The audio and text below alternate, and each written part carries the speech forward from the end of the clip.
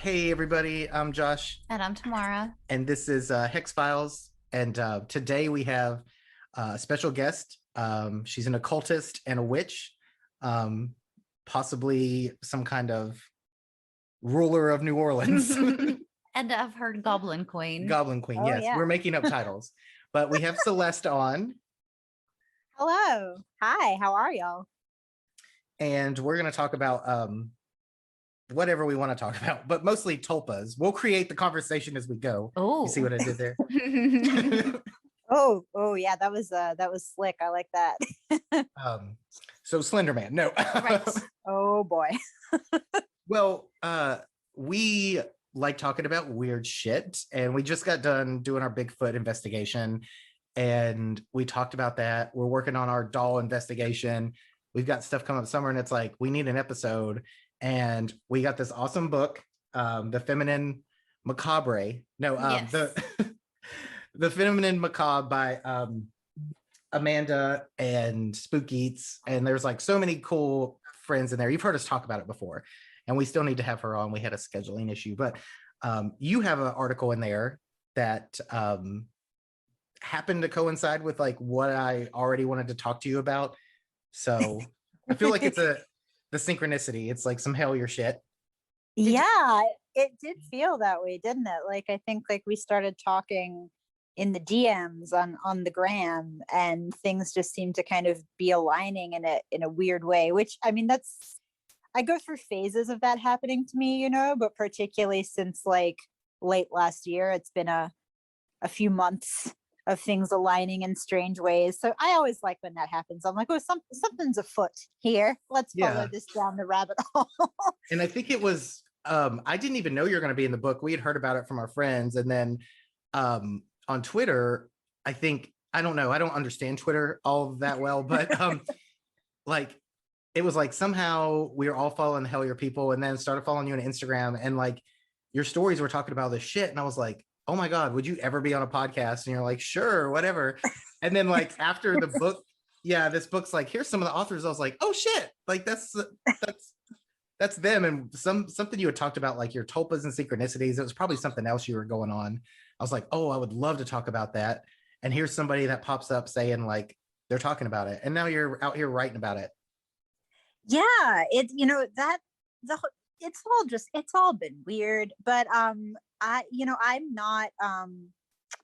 okay, I'm not going to say I'm not in the sort of paranormal community, but that's like a newer community for me. I've been like very entrenched in the witchcraft and the tarot and the occult community for a long time, but paranormal stuff is I feel like I'm still kind of in the shallow end of the pool, like with my water wings on, being like, what am I doing? How do I swim? That's kind of similar to us, because like, even though I did the other podcast with witchery and witchcraft and was in that shit, and that always had paranormal, but starting a paranormal podcast, it's like, oh, now there's a whole other side of this. And for better or worse, like it is a whole separate community. It's like, but then I also, when people talk about witch talk and paranormal talk, I'm like, I don't even watch those. Like I probably couldn't handle it. I go on stupid TikTok, and like I don't know which TikTok I'm on now. At one time I was on the very like revered Frog Talk. I was about to mention Frog Talk. That's so funny. I love Frog Talk. Yeah, one time, because I didn't log in for so long, it put me on straight TikTok, and I was like, this is not okay. Yeah, let me uninstall TikTok from my phone. Right. That's broken. Right.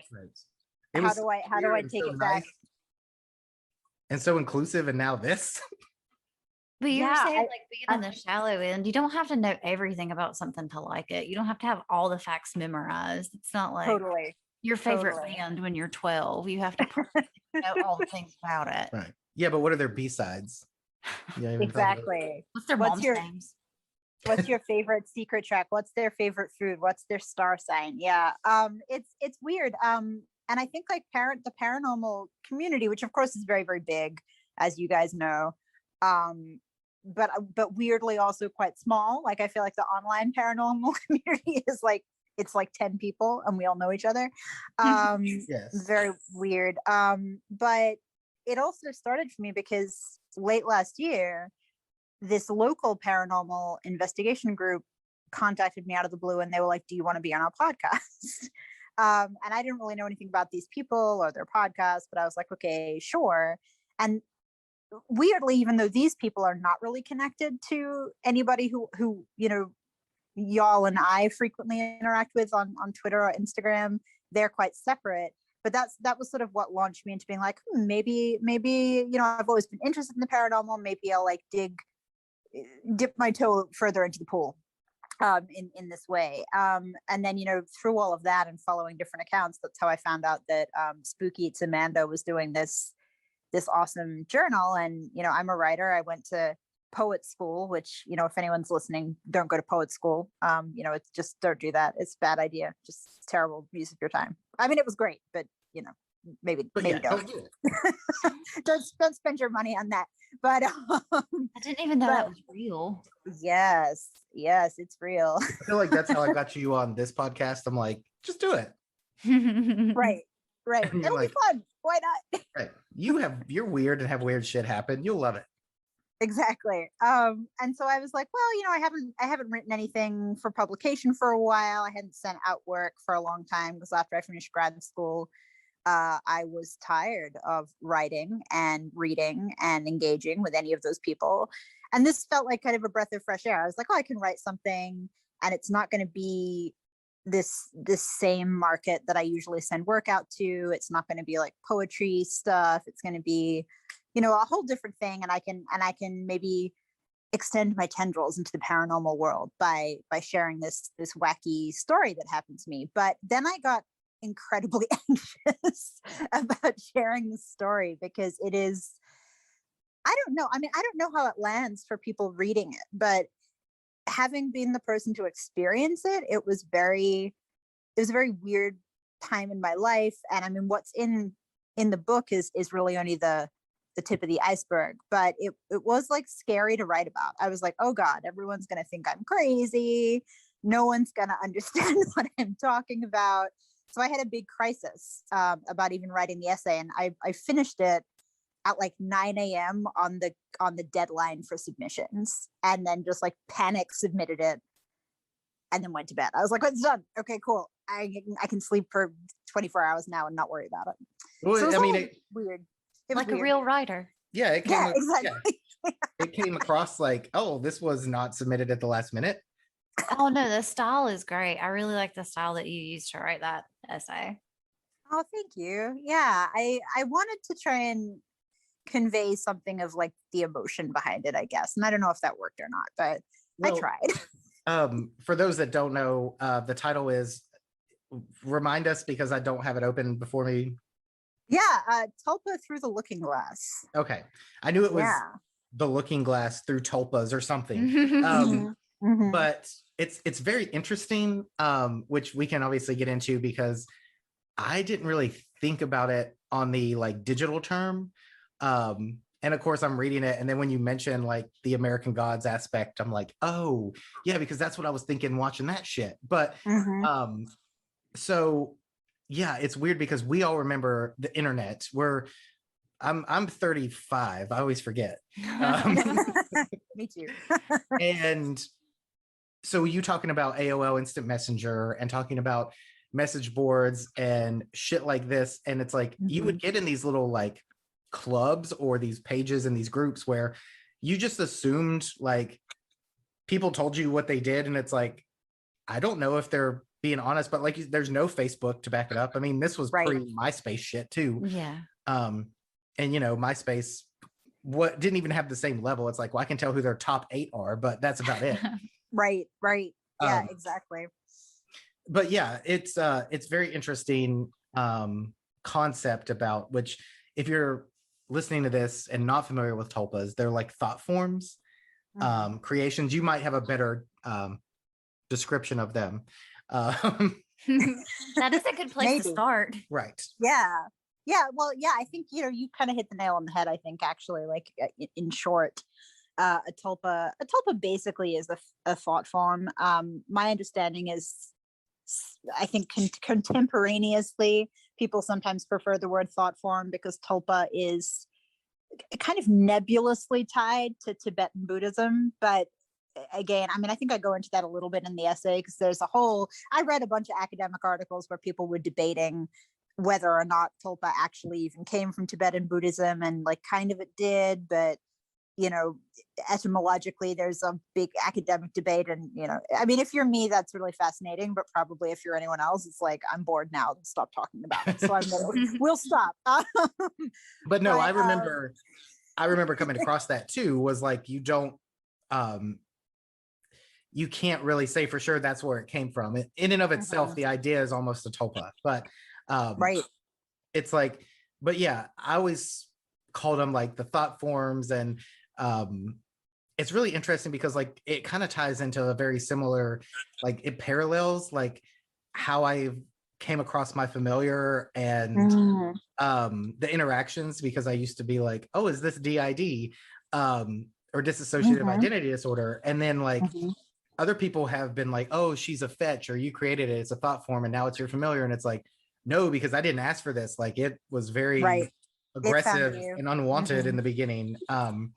But it's kind of weird to have it paralleled like that, because that's always something I've like thought like, no, if I created this, I was very, very like psychotic and like trying to get rid of the voice in my head. Right. Without and I think like getting locked up. I think relatable.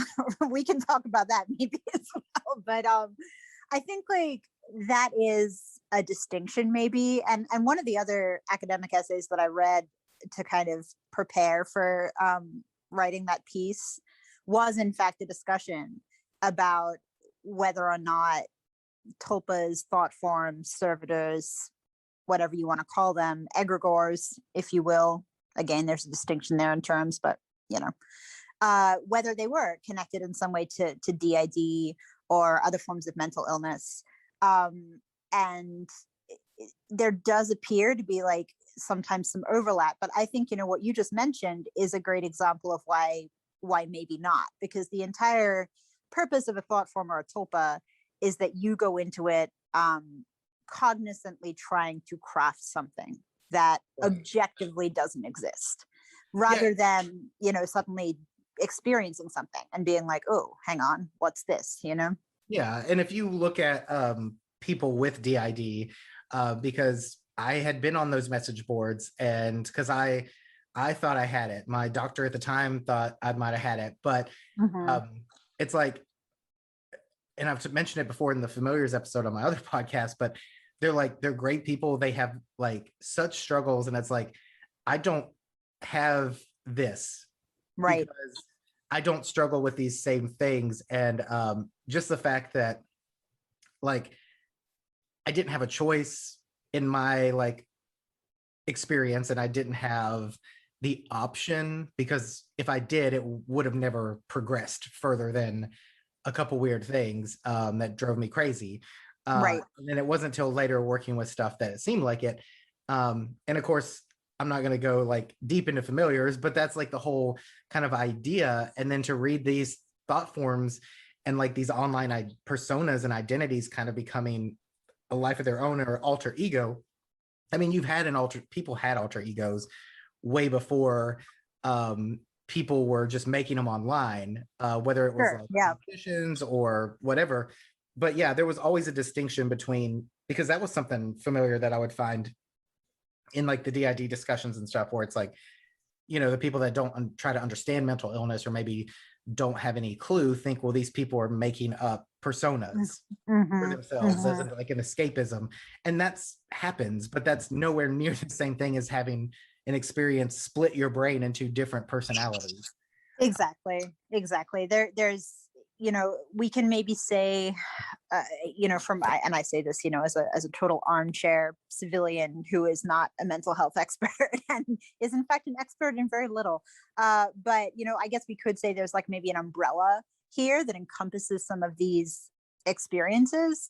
But I do think that it's very distinct, these different ways of perceiving another entity, either externally or internally. And that's the other thing about tulpas too, and thought forms, and I think probably familiars, is that it's not just internal. It is often an external manifestation. You're seeing something. I mean, certainly with tulpas, that's sort of the point, is you're trying to manifest something that theoretically takes on, independent physical form. Yeah, like your ghost cats that those were like just there, right? Like yeah, the shadow cats just kind of bound around the corner and see me. I don't expect to see them. I didn't like call them. I didn't wish for them. I really like them, but yeah, no, they just sort of came into existence. Yeah, I love feel that. like there's all kinds of things when you work with the spirit world, witchcraft, and the occult. You come across a lot of stuff, and there's like fetches you can make. You can do all that shit, but then like a lot of, I guess, when tulpas come up and talk is like the kind of unconscious like making of something like a Slenderman.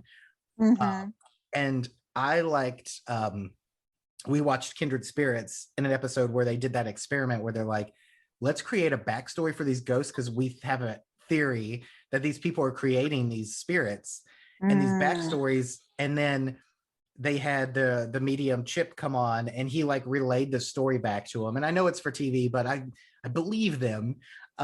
Which is like saying a lot, as considering all the paranormal TV personalities I do not believe at all. Totally. Yeah, they seem reputable, the Kindred Spirits folks. I will say, like, I bought a YouTube TV subscription like 3 months ago, specifically to watch Greg and Dana's episode on Kindred Spirits, and then I forgot to cancel it. So now, like, every month YouTube's like $50 out of your account, and I'm like, fuck, I gotta cancel this. Well, the Greg and Dana one got us watching it because I haven't watched paranormal shows like that and I don't know how long, unless it's Ghost Adventures, and that's usually just for entertainment. Yes. But even then I got old. But yeah, with them I'm like, oh shit. And so like for them to actually experiment with that idea and that thought, it opens this Pandora's box of like, okay. And we had a discussion. I was like, hear me out. All of these fucking, which it turns into like lore and kind of like different urban legends and stuff. But okay, how come every little town has a hitchhiking ghost that has the same MO? How come there's always a crybaby bridge nearby? How come there's always a hill, and it's usually near the same bridge, where if you sit it parked and it starts rolling, you can find kids' handprints on the bumper. Like these happen in so many places. It's like, okay, well, not everybody's just making this up, because you see these videos and of course they could be faked. But I grew up, this is before internet shit, knowing there was a crybaby bridge in South Carolina nearby. And then you find out on the internet that everybody has a crybaby bridge in driving distance. And the one thing is, okay, well, one, you have all these, for whatever reason, people throwing babies off bridges. Okay, I believe it. Whatever. They cry a bunch. Yeah, have you met a baby? Yeah, have you met babies? And then you have to think, well, is this baby even going to come back from the dead to haunt this bridge? Okay, that checks out. But it's like, for it to happen so many times, it's like, are these urban legends being created? Because I don't think everybody goes out there and just makes up story. I think some people experience this. And then I started getting into like, well, that's why I think people have rake sightings. And I don't even think the rake is real, but maybe it is now. And Slenderman. And it's like, oh my God, what if all of these hauntings and poltergeists are just us? And then it like breaks your brain for a minute. Right. Well, I mean, I think like that's the fascinating part is, to me, like with tulpas and thought forms as they intersect with the paranormal. Like, I love what you just said. Like, that's like, whoa, blowing my mind in a great way. But you know, the human mind is incredibly powerful. Incredibly powerful, more than I think we really understand yet scientifically. Consciousness, we don't understand. We can't figure it out, or, you know, as far as I'm aware, maybe someone has, but not that we know of, that has been delivered to, you know, regular folk and not scientists in a government lab somewhere. So like, the human brain does wild things. And I think like Slenderman is such a good example of this. And I mentioned this in the essay, but even if you don't believe that anybody has actually seen Slenderman, and you just assume that, okay, everybody's feeding into this sort of ARG, almost like this alternate reality game, and all the sightings are made up and everyone's just sort of obsessing and feeding into this current. we still have 2 young girls who tried to murder their friend as a result of this phenomenon, right? And that is a real world consequence that, you know, whether or not they believed or there was some other motivation for what they did, we have something that began life as like a creepypasta written by like a guy whose name I now do not recall. I feel bad. I should have looked that up. But, you know, written by some guy who's like, yeah, I made it up. None of it's real. Right. But it took on a life of its own sufficiently that 2 young girls tried to murder somebody. So that's it's real. Slenderman's real for the person who almost died.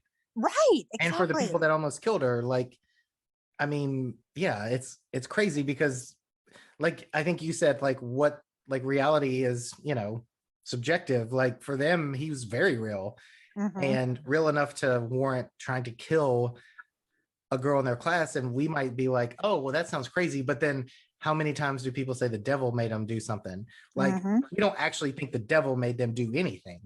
Like, and the devil's going to make you do something fun. Like, like accept yourself. Right. Like, yeah. But, or people I wish the devil would make me accept myself. I'm opening myself up for that right now, Satan. Fill me with self-love, please. But people think God talks to them, and I mean that can be on every level. So it's like, and that alters their reality, and that helps them make choices and shit. And it's like, so that seems like their reality. And so at what point do you say, okay, well, what did we create here? And that's what we even talked about when we looked for Bigfoot. Was I was like, okay, I think there's something to Bigfoot on some kind of spiritual level, but also who's to say that there's maybe spirit of the forest or nature spirits that maybe present themselves as that because they know that would be something that would stand out or us realize it. Like, I mean, I've seen animals that I don't think were real animals present themselves in situations that I'm like, okay, that's not the weirdest thing, but also I don't think that deer was like a real deer. So like, who's to say that Bigfoot's not like that? Who's to say aliens are even real and not just figments of our imagination? And who's to say that abductions are not like sleep paralysis and part of a greater, who fucking knows? Yeah. I mean, we create our reality. We construct our reality minute by minute, thought by thought. And it's not to say that those things never happened or don't happen without internal influence, but like, what if people create these things for themselves because they fear them? Or I don't know. I mean, that's part of it, is like, I don't fucking know, but I feel like the idea of thought forms and like creation, whether it's ghosts, Bigfoot, aliens, Slenderman, Bloody Mary, whatever, I feel like you can't fucking tell, you know what I mean? Like, right. Well, I think also like, I love that you brought up, you know, Bigfoot stuff. But I think it's also an alien stuff, but I'm increasingly seeing the world through this lens that's like, maybe we don't have to have this huge binary split between like, oh, it's in your head or it's objectively real. Like, I think there's a lot more slipstream between those two poles than a lot of people give credit for. Like, I think the alien abduction thing is a great example because people will say, well, either it has to have been a literal UFO from space that came down and beamed you up in a beam of light and you went somewhere physically, or you're delusional and it's in your mind. But what if it's an objective force outside of yourself that implants a psychological experience? Like, that's a you know, a slipstream place, just two poles. Like, it has to be like, I don't think it is like straight up a black and white, it's real or it's not real kind of thing. But also, you know, I'm so far down the rabbit hole at this point that like, I don't know what year it is or like, so. But it's easy to get there because like, I mean, we've had conversations about, I mean, we're still out there looking for Bigfoot. We've pretty much resigned ourselves to, this is not a flesh and blood. And is it fey? Is it dimensional? Is it alien? Is it a thought form? Is it made the fuck up? Is it a green man? Is it a wood devil? Like, we don't know, but the search is still there. And we want to know. But like you said, I feel like you can get into like this whole rabbit hole of like, okay, my reality and how I perceive things will never be anybody else's but mine. So my reality is never going to line up with somebody else's reality. And it doesn't mean that this drink in my hand is any less real, or this computer. It's just your version of it is from a different angle of perspective, but it's still real. So whether it's a shared like spiritual experience, or whether you see a ghost that somebody else sees, or you only see it, like we're going off each other's like shared reality that we share with each other, and it's a collective. So like, how is there one reality when there's nothing that can experience that reality without its own bias? Yeah. That sounds like 100%. I just like fucking took mushrooms, but like I'm just saying, like, for the idea that reality is set in stone is bullshit, like, because it can't be. I think we're coming to a part in popular society where we realize things that we thought were polar are less and less polar, to tie back into what you were saying, and to tie back into what we were saying about gender and pronouns earlier. Like there's more than two possibilities. It's a really limited mindset. We can really blame religion for all of it. Yeah, colonialism and evangelicalism. Yeah. Right. Because I feel like that made us all take steps back, and then it's like, oh, we're just now rediscovering that gender is pointless, and why is it resigned to like colors? Like some people are colorblind. Does that mean that the colors they see aren't real? Like, no. Does that? I mean, color is just light refracting. Anyway, this is rabbit holes upon rabbit holes. But like, I figured that's where this shit would go, because you can't talk about like thought forms and not like, whoa, man, like what the fuck? Yeah, no, I agree. And you know, it's interesting because I'm having these weird experiences, particularly over the past few months. I sound like I'm like a teenager going to their doctor, like weird things are happening to me. Help. Right. That's called puberty. Hormone. Oh God, it's spiritual puberty. But again, I thought I was done. That sounds terrible. Right. Jesus, I'm 34 years old. I thought we were done with this. But I think that where I struggle, you know, even now having been doing this, I mean, you know, I talk about in the essay, like I started going through these things when I was like 14, 15, 16. So I've been doing this like most of my life. But even now I butt up against the struggle, which is like, okay, everything that we just talked about, I accept. Reality is subjective. Collective, you know, we do have sort of a collective and consensual, I like to call it the consensual reality matrix. You know, that exists kind of, but at the same time, we're all having a personal perception of what's going on and all those things. But there's still this part of me, this like Agent Scully part, that just wants someone to sit down with me and say, oh, this is real. Like this thing that's happening is objectively real. And here's some evidence for that. And, you know, pat me on the head and be like, it's all fine. This, you know, it's concrete in some way. Yeah, we want to measure it. Yeah, because that's what our brains want. Our brains want us to have something to like, you know, I mean, to take it to a tarot place, we want the pentacle, right? We want something that we can hold on to that's like grounded and solid and objective and real, whatever that means. And it still drives me crazy like every day, because I don't have that and I probably won't get it. And you know, it sounds like it's similar with y'all's, you know, search for Bigfoot, which is like, I'm sure you would love to stumble across in the woods some like giant ape skull that you could be like, oh fuck, there it is. You know, it never goes that way though. It's like, I mean, we've had such weird experiences that like at a certain point, I feel like it's getting to the point where if we actually saw a Bigfoot, it was a flesh and blood creature, it's like, oh, well, okay, that's cool. But like, what's been doing this shit? Right. Where's the other one? Right. Where's the other thing? Because like, and I mean, I was just talking to another podcast about Bigfoot, and it just went down that rabbit hole. And I feel like it's because that's what we did, but I felt like it's a good explanation for the idea that as much as we want it to be a tangible thing on this side, because you can't be a witch and be like, oh, it's a lost ape and nothing more. But because there's so much weird synchronicities and like supernatural and paranormal things that happen around sightings, like that you think, well, this can't all be connected, and you can't throw it out because that's half of, if not more, the experiencers. And just because you find a footprint doesn't mean it has to be flesh and blood, because I mean, like I was talking to Corey on New World Witchery, and we were talking about how the stories of like folklore of like devil footprints in snow and on rooftops and stuff like this. It's like nobody thought a real physical goat or devil was walking around. It was like, oh, this was a spiritual being that left these footprints for us.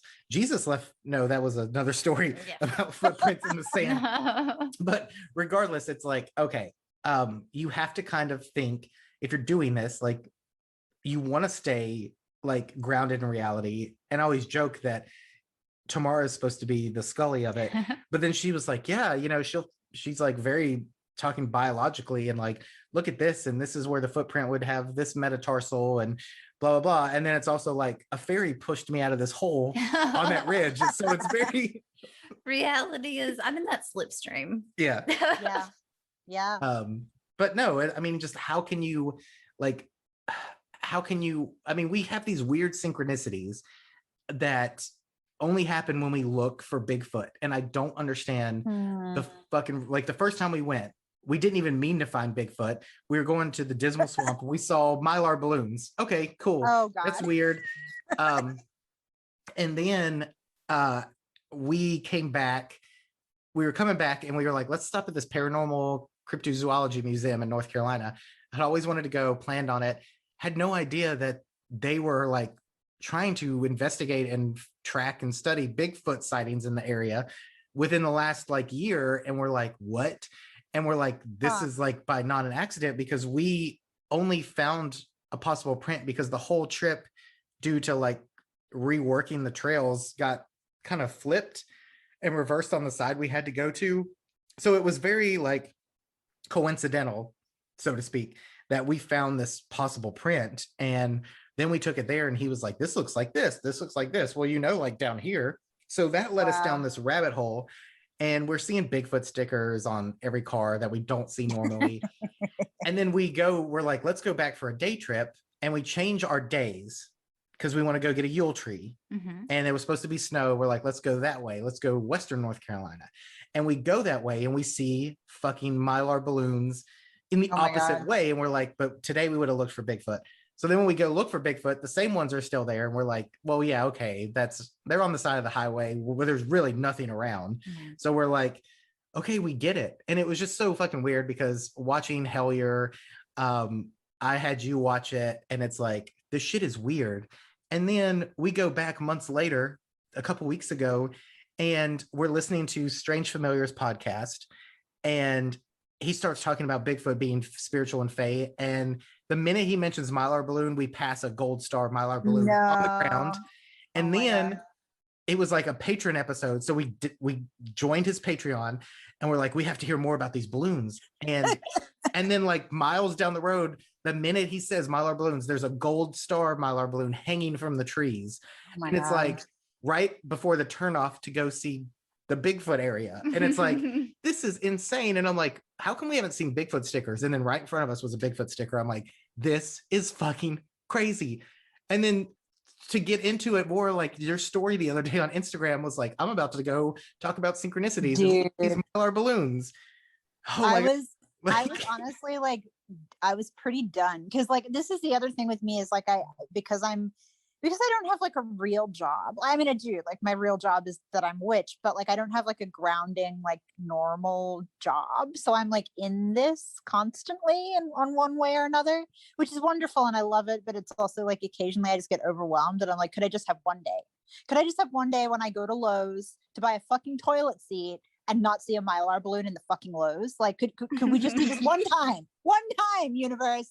But of course, you know, in and of itself, that is not an unexpected place to see a Mylar balloon. Kind of, it's a store, it's a promotional display, whatever. Yeah, sure. But like literally an hour before I did a live stream about synchronicity, I was like, okay, all right, like, nah, you know, yeah, it's wacky. And like,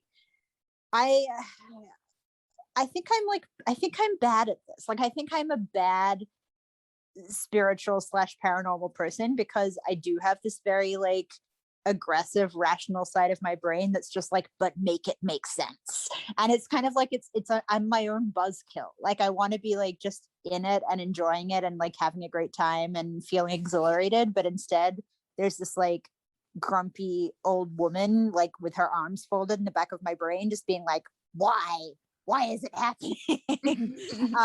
And I don't have an explanation, and so I sort of drive myself crazy. And I mean, that's kind of, I guess, a little bit, I think, what I was trying to get at with the essay in the book is like, this stuff can be really really maddening. Like, for me, it manifests as like frustration and anger. Like, I'll be really exhilarated and excited by it and like all that, and then I'll sort of hit an energetic wall where I'll just be really mad, like just really angry about stuff. Like, why is this happening? Yeah, frustration. You know, I don't know if that's relatable in any way, but it just yes. Yeah. I think like back to the balloons, like when you see balloons, but you know when you see those balloons, like yes, their attention different, they look different, they feel different. And that's what I feel like they're for. They're like, pay attention. Or anything else, really, not just balloons. But yeah, like sometimes, and it's that old adage that I came across long ago, and I always think about, like, sometimes a rabbit is just a fucking rabbit, but other times it's not. Yeah. And you know, like, if you have a witch's intuition and you trust that shit, like, you know when it's not.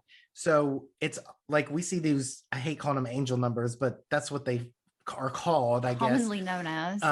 Right. For people to understand, but it's like these 3 numbers show up in an insane amount, and especially when we look for Bigfoot. And and it's not just Bigfoot, sometimes it's paranormal investigations, but Bigfoot's kind of what our focus was on. And we were seeing them to the point where it's like, if it was a movie and they were doing it, you're like, all right, stop. It's not even funny anymore. Like, we get it. Right. And it's like, it's embarrassing. It's pounding our heads. Like, if we told you we saw 50 of these signs on the way up there, you'd be like, you're full of shit. But if we said we saw 2, it's like, well, that's coincidence. But we saw 50. Like, it's fucking insane. And did we find a Bigfoot? Fuck no. But did we find like other weird shit that's like makes us want to go back? Yes. There's a graveyard out there somewhere, we found out, like in the middle of a mountain. Like, let's go find it. Yeah. Oh, that's awesome. Yeah. And I've started to wonder, you know, I think because like whatever is happening with me personally and whatever has been happening, and again, like a tiny bit of that much larger story, which maybe I'll write a book. Who knows? Like, why not? What the fuck? We're still why not? Finish it the last. Let's just do that, you know, YOLO.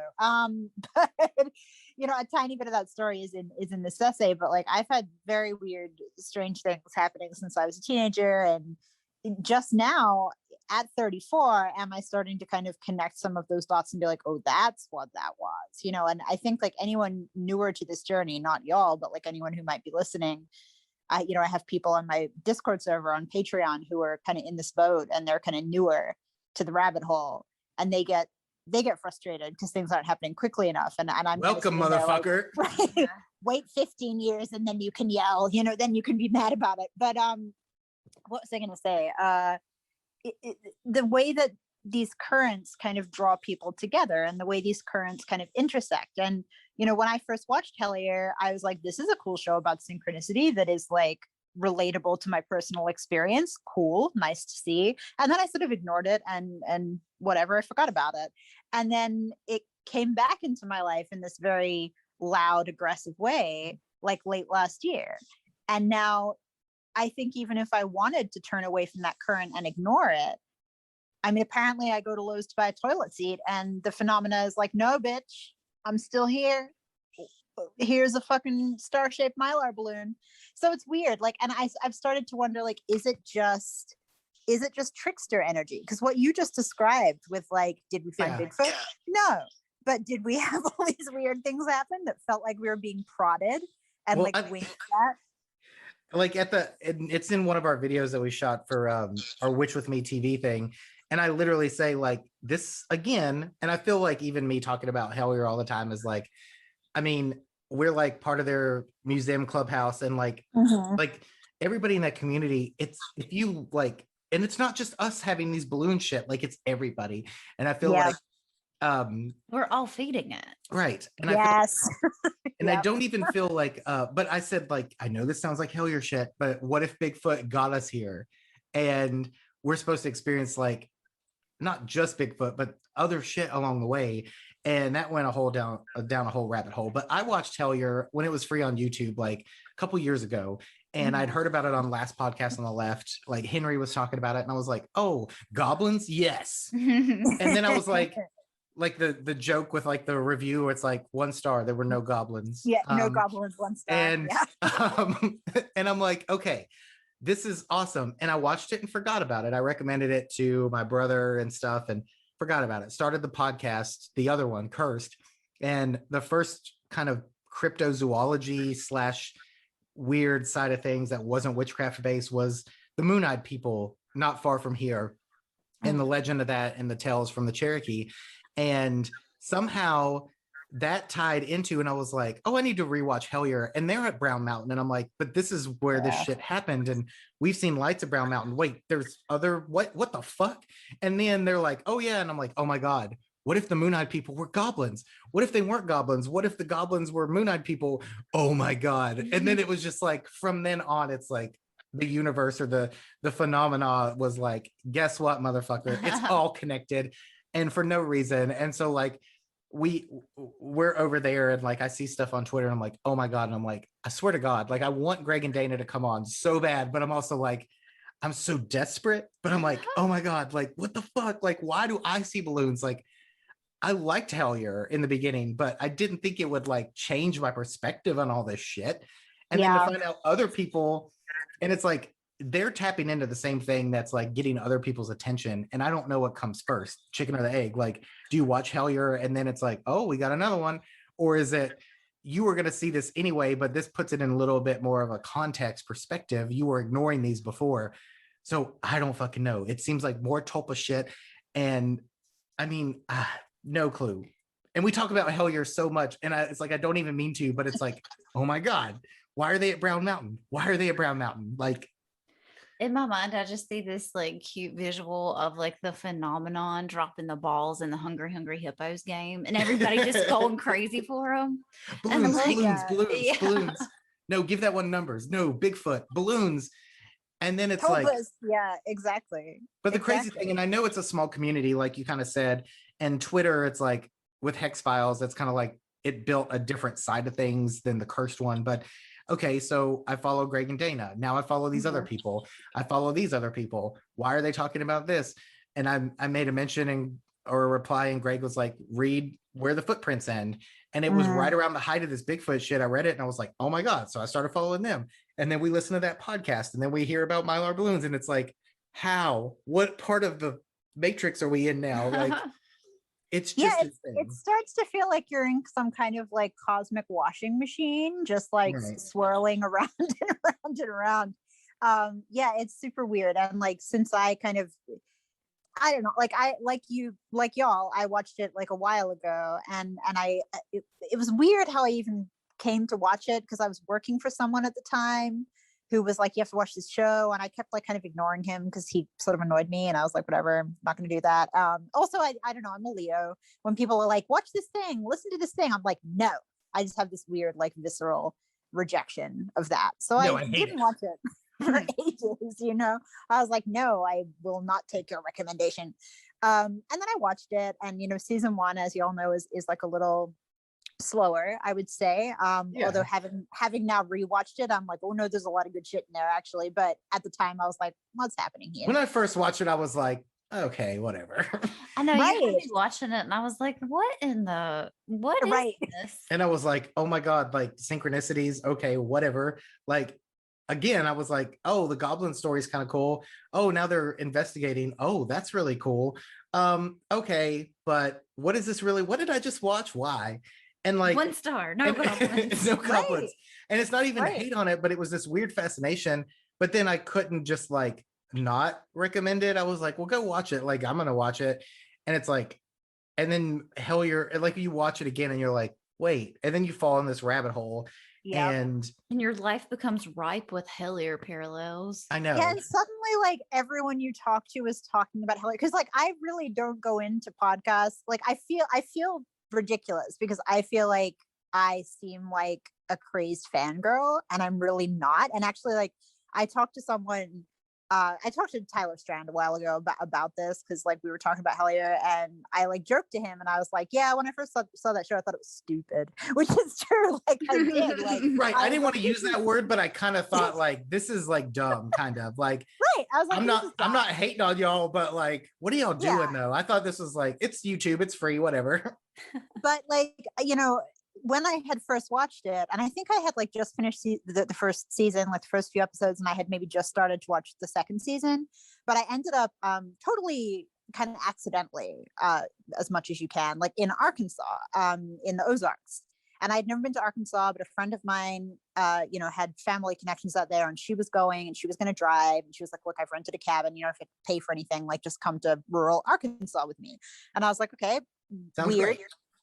Weird thing to do, but sure, why not? Like, fuck it. And so we did. And we ended up in Yellville, Arkansas, which is sort of, you're not properly in the Ozarks, but you're like in the foothills. Lots of quartz veins around there, and all of that. And we turned out to be like 10 minutes from this abandoned mining town called Rush. And so again, like kind of seat of the pants, we were supposed to be going there for like kind of like a writer's retreat. She was working on her PhD stuff, and we were all just going to work in this cabin for 4 days. But, you know, I'm a weird wood nymph goblin person. So we were like in this cabin, and I was like, I want to go to the woods. And so we went to Rush, this abandoned mining town, and where we decide, none of this was planned. Like you shouldn't really go anywhere and just decide to do a hike at like 4 p.m. without knowing where you're going or like what kind of terrain you're like. It was just very silly. But we start hiking up into these like where these abandoned mines are, and we're walking, and as we're walking through these like hills, the sun is setting, everything's like pinging off the quartz veins, there are all these like boarded up mines. The penny just dropped in my brain. I was like, this is some Hellier shit.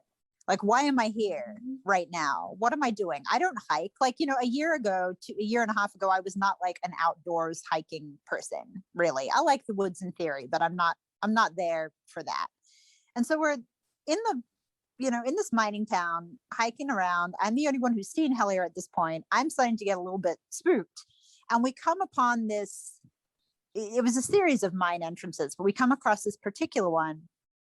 And, you know, we're all being young women in the woods who just like were picking rocks up and, you know, being whimsical. And we get closer to this mine entrance, and the temperature drops like 20 degrees. And this has happened at none of the other entrances to the abandoned mines. Like all the other ones, totally normal. This particular one just had like a frigid wind blowing out of it. And we walk closer, and we can like see our breath in the air the closer we get to this abandoned mine.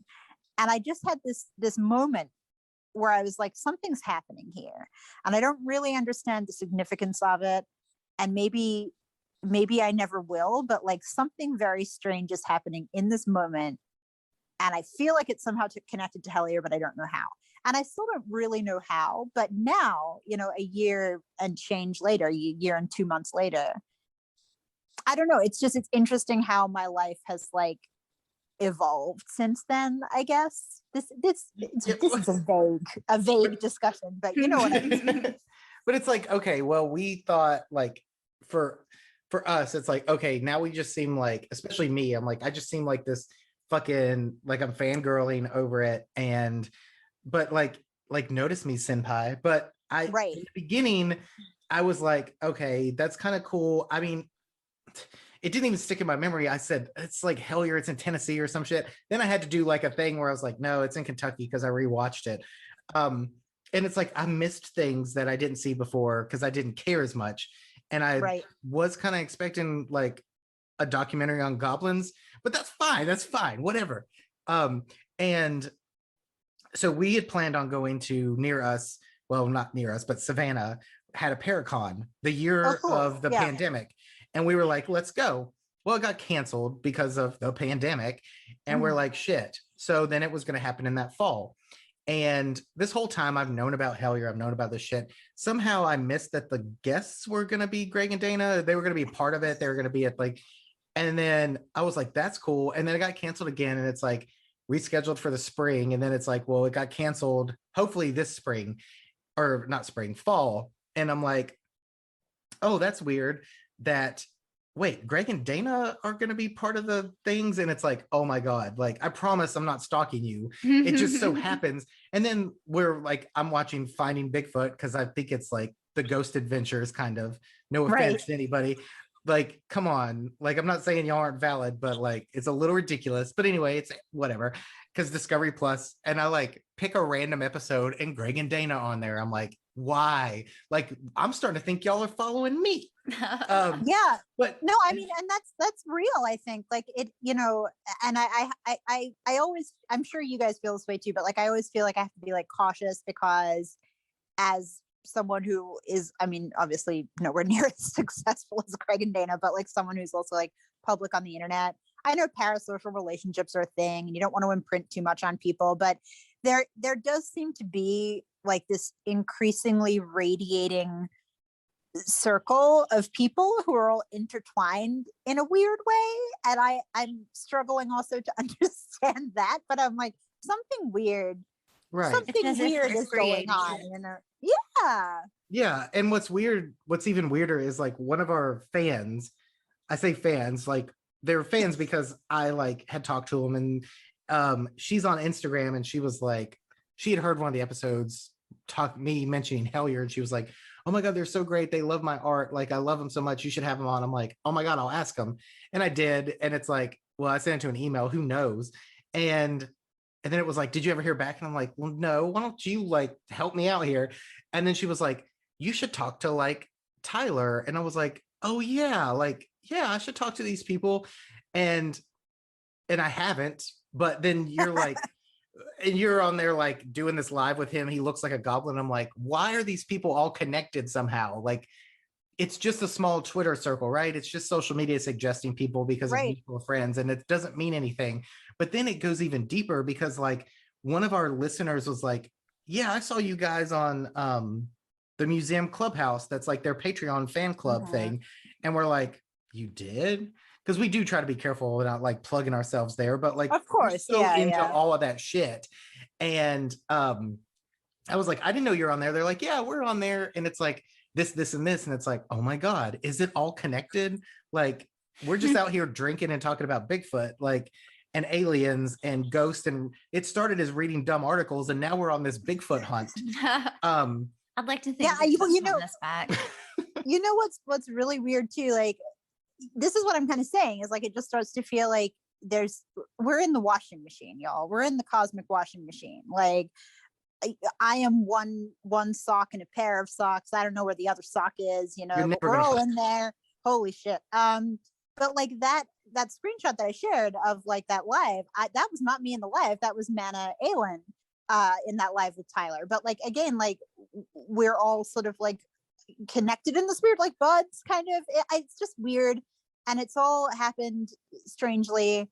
And yeah, because you were saying like, oh, they're talking about synchronicity, but it was all involved synchronicity, and it's almost like this meta joke, like the synchronicity is the synchronicity, and it's like fucking with us. Totally. And then like Tyler had a weird thing like a few weeks ago where he was talking about tulpas, and I like messaged him and he was like, haha, I knew you were gonna turn up in my inbox. So I was like, well, you can't talk about tulpas and like not fucking summon me. Like, what the fuck are you doing, man? Like, that's my get off my shit, you know? Like, right. Tulpas, and like tulpas are mine. Yeah, and I've never talked to Tyler really, except liked things or maybe commented. But then like we posted a story about the Bigfoot episode with just some stupid joke about like some innuendo joke, because I was like, oh, we get weirder and deeper, and I'm talking about the hunt, and like he replies with like this laughing emoji, and I'm like you haven't, Tyler, do you even know that we like talked about Hellier on this trip? Like, no, you don't. But it's just weird because it's like he's never replied to anything before. Why that? And it's just like little things like that, like don't feel like much on social media until it's like insanely consistent and ridiculous. Yeah. And it feels like the 6 degrees of like Yeah. 100%. Kevin Bacon or the Newkirks or some shit. Yeah. Wow. Yeah, completely. I think like what Tamara said earlier about like, and actually like this touches on something. Y'all have listened to Pennyroyal, huh? No, well, I listened to like the first one, and I'm so far behind on all the podcasts, but I hear you. Yeah. Yes, I follow them. I've subscribed to them. I just need to catch up. So like when Tamara said earlier, you know, that it almost feels like we're all like feeding something, you know, the phenomenon. I think like this links us back nicely to tulpas too, or like, you know, I guess I would probably consider Hellier or like the Hellier phenomena or the Kentucky anomaly. Like to me, that's more like a egregore than a tulpa, because it's not, you know, embodied in the same way. Egregore is a little bit more overarching. It's more conceptual, but I do think that we're feeding it. Like, I think us having this discussion right now is feeding it. And I will not be surprised if we all log off this call and have like an evening of synchronicities as a result, because I think like the more that you feed anything, like that's the basic principle of magic, right? Is that energy is currency and energy is fuel. And the more you put into something, the more that you get out. You gaze into the abyss gazes back at you. So in a way, it frightens me a tiny bit. You know what I mean? It's a little scary because like, yeah, at some point it's like, oh, ha ha ha. And then at other points, it's like, am I missing something? Like, really? Right. Like, what am I not? Like, did I miss the message? Did I miss the call? Like, have I dropped the ball here? Then you have to be really conscious of what you are creating and who you create it with. And also like what are we feeding, you know? And this is something that Pennyroyal goes into. You know, I think Pennyroyal to me feels like the sort of the shadow self of Hellier. Like Hellier, not that Hellier doesn't get, you know, a little bit spooky and skirts some kind of darker subjects, but like Pennyroyal really goes there to like the shadow side of all of those things. And I think they have an episode of that podcast where they talk specifically about like, here are the risks, you know, the things that you need to be conscious of when you're engaging, because, and I think that, again, this links back to, you know, your experiences when you've gone hunting for Bigfoot and like you didn't find Bigfoot, but like things were drawing you back to those areas and keeping your attention. And the mostly when I approach all this stuff, I really am like the Fool tarot card. I'm like, yeah, throw me off the cliff. Woohoo, let's do it. Like, I don't care what happens to me. Life is short. Fuck it. But then there's this part of me that's like, what are we waking up? You know, we don't know what we're poking here. And like, you can call it Pan, or you can call it the Green Man, or you can call it Lamb. But like, what is it actually? And is it something that we want to wake up? Like, do we want it to look at us? And you know, I mean, most of my personality is like, hell yes, we do. Right. I don't care. Put me on a hillside. I want to be abducted, you know. But the other take me, you cowards. Like, right. You know, take me to Fairy. I'm ready.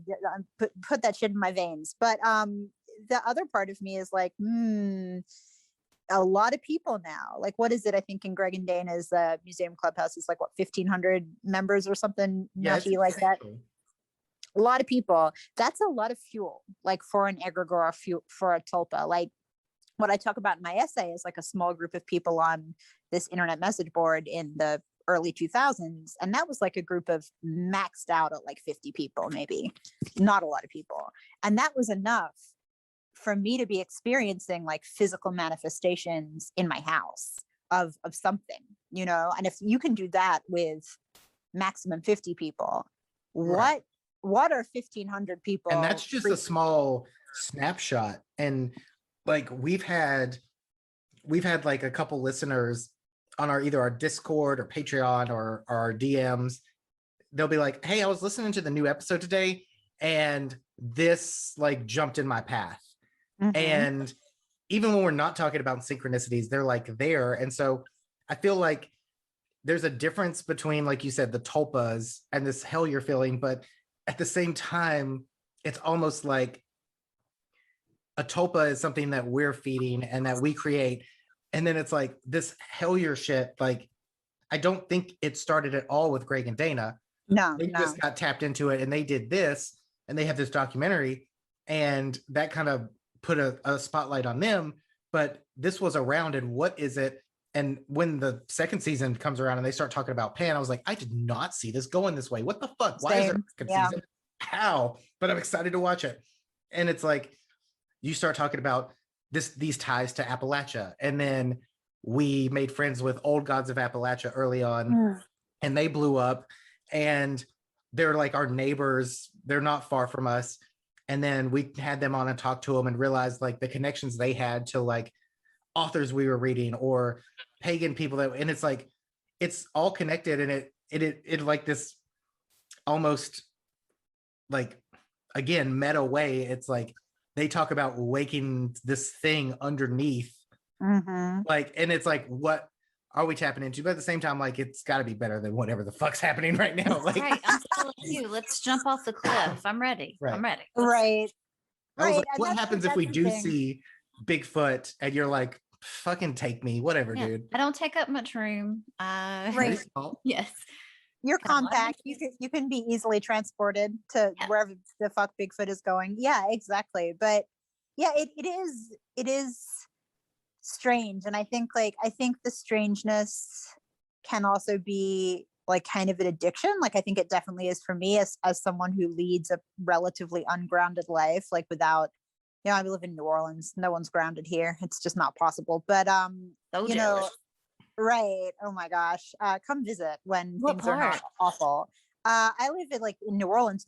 So like right in there. I mean, I'm not in the French Quarter because I would murder everybody if I lived down there. But I'm like 10 minutes away. So nice. It's easy for me to get to those parts if I want to be, but I live a little further out for the sake of my sanity. See, I've never been, but yeah. That's like I mean, it's amazing. It's an amazing city, and it's got its own spirit, but it is really hard to be. I mean, even people who are not like occultists or witches or don't work spiritually at all, like this city just is that way, and you can't really avoid it if you live here. Like you could be a chartered accountant living in New Orleans, and your life's still going to be weird as fuck. So you still have to have like 45 costumes a year. Right. I mean, yes, absolutely. You basically are like, ejected from the city if you don't have a costume closet. It's like, that's a mood. But I don't know. It's strange. And I'm not grounded as a result. And I worry about that sometimes, that like this is, it is an addiction to like the exhilaration of these experiences. At the same time, at the moment, I feel like I could not really shut it down if I wanted to. Like truly the Lowe's experience was like, I'm just trying to buy a toilet seat. Like you could not be going on a more mundane, boring mission. Exactly. So like, what the fuck? Well, that's like us. Like if we were like, okay, you know what? I don't care about Bigfoot anymore. It's like, it wouldn't just stop. It wouldn't just stop because one, we didn't ask for any of this shit. And I had never thought we as a whole are going to go look for Bigfoot. We're going to talk about it on this podcast for like an episode, and that's it. And we were kind of led there by a footprint that in the moment didn't seem important. It was like, that's kind of fun. And we walked back and it's like, why didn't we cast it? Why didn't we? Because we had stuff like, because I felt there was no way. And then it's just insane. And it's like, yeah, we post weird footprints we see and people reply like, you guys are idiots. This isn't a Bigfoot. And it's like, we didn't post it because we thought it was a Bigfoot. We just thought, look at this weird thing. And, but no, so we're just very open. And I have seen your stories and your posts and stuff. And I was like, dude, don't start talking about Hellier because like you always fucking talk about Hellier and she's going to talk about Hellier. Don't talk about Hellier. And of course, this is how we fucking end the episode.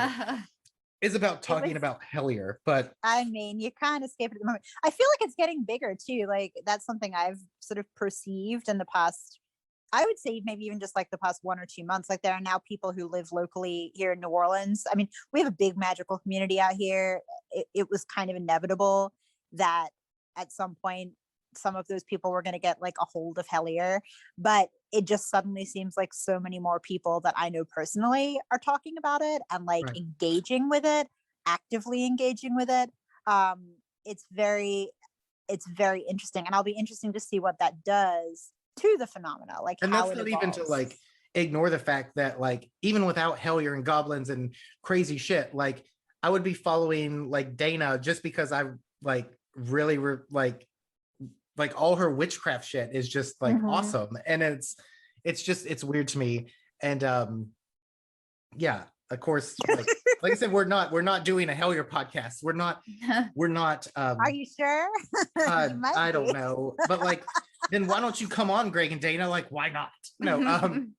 After the phenomenon makes it to New Orleans, the Hunger Hippo balls are gonna have more flavor. Yeah. Oh, that's true. We'll season the fuck out of them. Put them in some gumbo. Delicious.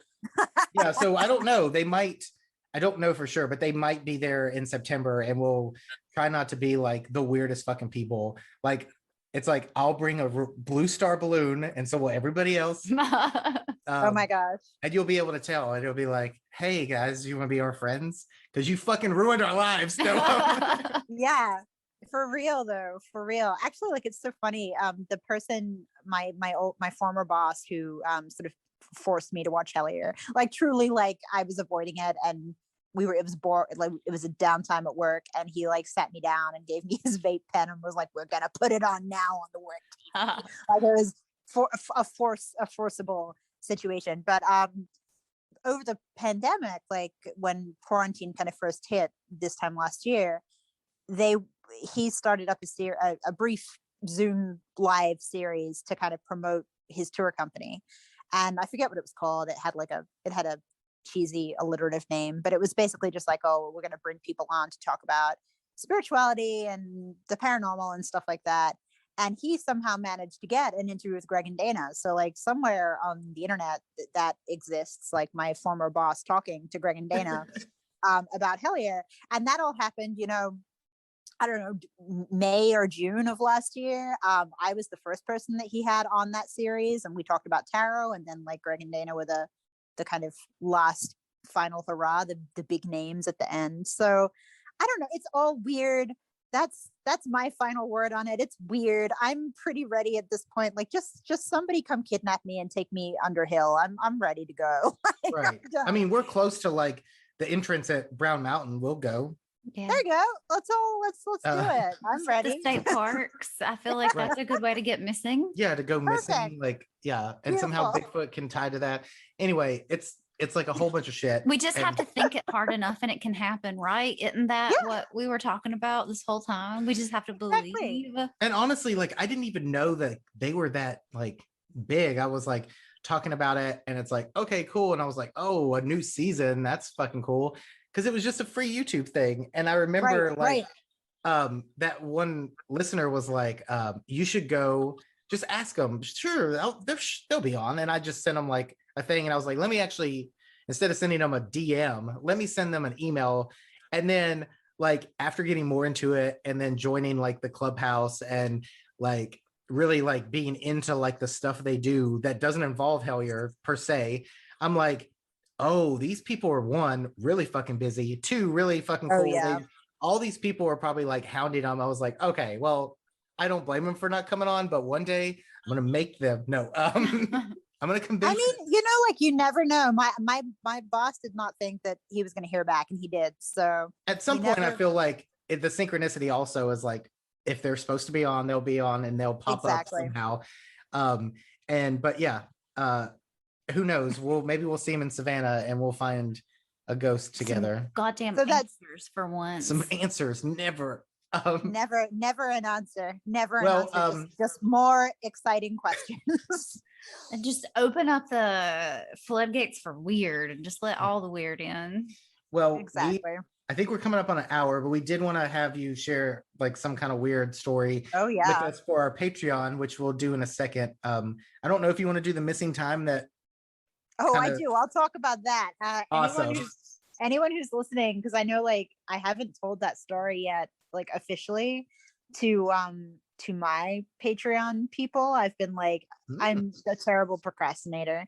So if they happen to be listening to this prior to me talking about it, go subscribe to the Hex-Files Patreon and you can hear it there first. You guys can be the exclusive for this weird story that I'm about to tell. It was again another rabbit hole where you posted a story about something weird and it was like I just did a reaction emoji and you were like, you have no idea, and then you told me, I was like, shut up. Like, that's too fucking weird. Stop. But and I was like, you'll have to talk about it when you come on. Like, but real quick, you can pick up The Feminine Macabre on Amazon. Probably there's a website, but we'll put links. But then where else can they find you and all your good stuff? We'll put links to. Oh yeah, I'm around. I always forget to plug all the things because there are too many now. There's too much stuff. But so my website is celestemott, MOTT.com, and you can book spiritual consultations with me there. Mostly people want readings, and that's the thing that I do, but I also do a lot of dream work and ritual consultation. If you are in a pickle with something magical and you just need a second set of eyeballs, make those eyeballs mine. It's going to be goblins. I give you my eyeballs for that. What a weird way to put that. What am I doing? I'm going to leave it in. Right. You should. I ramble and it's beautiful. Maybe. I am on TikTok, bizarrely enough, as Celeste is Magic with a CK.